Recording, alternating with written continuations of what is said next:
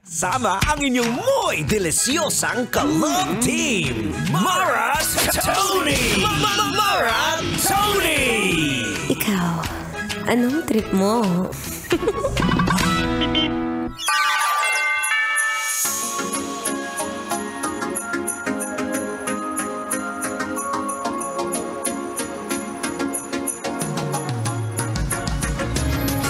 Ano yang ginagawa mo? Nakikita kita right now.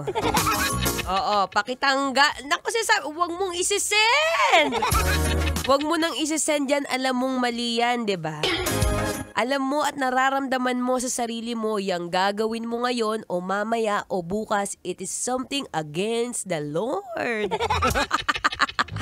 Nangangapayan, marathon. Para bang alam ko yung mga, marami kaming mga CCTV dito, no? Anyway, it's a happy Friday, kabisyo. Yes, I'm back. Ako pa rin to, babaeng takbo ng takbo. Wow! Sa isip mo. Your daldalerang atleta, DJ Mara Tony, para sa programang Love Trip. Yo! Pakinggan nyo to. Trip lang. Kung ano man yung iniisip mo ngayon o pati niyang katabi mo, o kasi nararamdaman ko yung katabi mo parang problemado na naman eh. Na para bang iniisip niya na lahat na lang daw ng sinasahod niya ay napupunta sa bahay niya ni kahit kailan. Hindi na nalinis. Taas kamay ng mga nakaka-relate. Feeling ko, pag mga ganito, yung kunyari example, pupunta ka sa bahay mo. May bago kang sopa, may bago kang TV, smart TV pa. Pero pag iniwan mo ng ilang araw, ay na para bang dinaanan ng bagyo. Na para bang lahat na lang ng oras na ginugol mo sa trabaho, pagdating mo sa bahay, ano yan? Ang gulo. Shoutout sa may mga magugulong bahay dyan. Tingnan mo nga yung katabi mo, dali. Tingnan mo yung katabi mo kung mukhang naglilinis ng bahay yan. Sabi nila, malalaman mong naglilinis ng bahay yung katabi mo o kung sino man yung nasa likod mo kapag daw malinis din ang ngipin. Check mo yung ngipin, dali.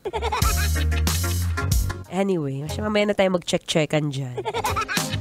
Ako po ang inyong makakasama magmula 3 to 6 p.m. sa programang Love Trip.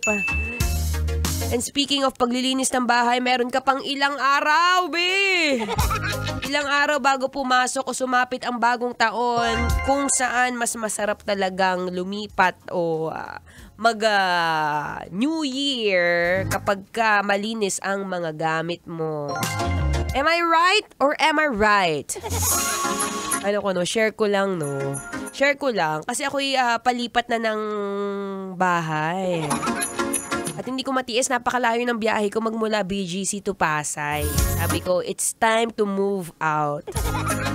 Tapos na-realize ko, teka lang, hihirapan na naman ako maglipat. Bukod sa nakikita ko yung mga gamit ko na iniipis na, oy, don't get me wrong, baka isipin mo di ako naglilinis. There's a part of me that's guilty on that side. Pero may part din sa akin na since nakatira po tayo sa isang kondo, na talaga naman, ang mga ipis na yan.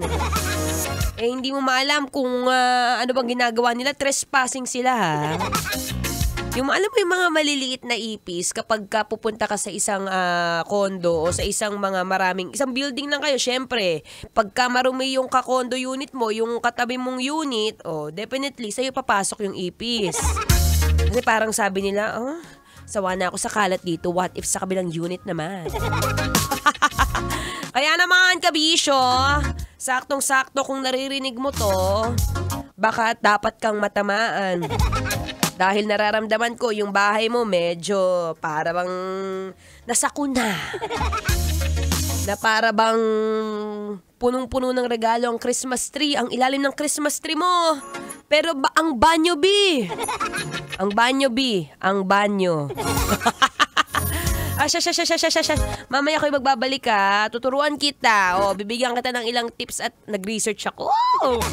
Diyos ko, gusto ko na rin umalis at gusto ko nang malinis at mamatay ang mga ipis na mga hayop na yan. But for now, mag-chillax ka muna dyan. Huminga-hinga ka. Take a deep breath. May bara na naman, Maratoni. And breathe out. Ako po yung magbabalik maya-maya lamang. Pakilakasan ng volume ng radyo. Dali, favorite ko to eh. Next song.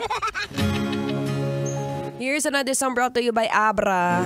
Featuring Chito Miranda, entitled Diwata. Dito pa rin sa 90.7 Love Radio. Kailangan pa bang i-memorize yan?